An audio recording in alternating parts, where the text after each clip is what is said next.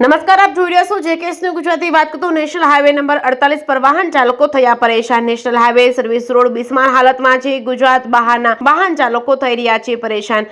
Ahmedabad Udaipur national highway પર હજારોની વાહન ચાલકોની વચ્ચે ટ્રાફિક જામ। હિંમતનગરની સહકારી જીન એ ટ્રાફિક બન્યો માથાનો દુખાવા સમાન। નેશનલ હાઈવે ઓથોરિટી દ્વારા ખાડામાં ગાડી ફસાઈ છે। રાજસ્થાનથી અમદાવાદ જતી ગાડી ખાડામાં ફસાઈ છે। વાહન ચાલકો થઈ રહ્યા છે પરેશાન। તંત્ર સાંભળતું ન હોવાનું સ્થાનિકોનું કહેવું છે। જેકેએસ ન્યૂઝ ગુજરાતી સાથે અશોક નાઈ, સાબરકાંઠા। એનાથી આવીએ ખોટી રીતે 10 ને બધું નાખ્યું અને અહીંયા ખોટી આદેવ કરેલ છે અને ગાડી તમે પાછળ જોઈ શકો છો, ગાડીથી ફસાયેલ છે।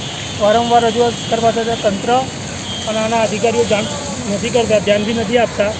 વિદ્યાર્થીઓ બી હેરાન છે અને વિદ્યાર્થીઓ બિચારા એક ફૂટ પાણીમાં નીકળે છે પુલની નીચે બહુ પાણી ભરાય છે। વારંવાર રજૂઆત કરવા છતાં પણ કંઈ નિકાલ આવતો નથી। તો સરકારશ્રીને વિનંતી છે કે જલ્દી નિકાલ આવે। ધારાસભ્યશ્રી, સાંસદશ્રીને વાત કરેલ છે તો જલ્દી આનો નિકાલ કરે એવી અમારી માગણી છે।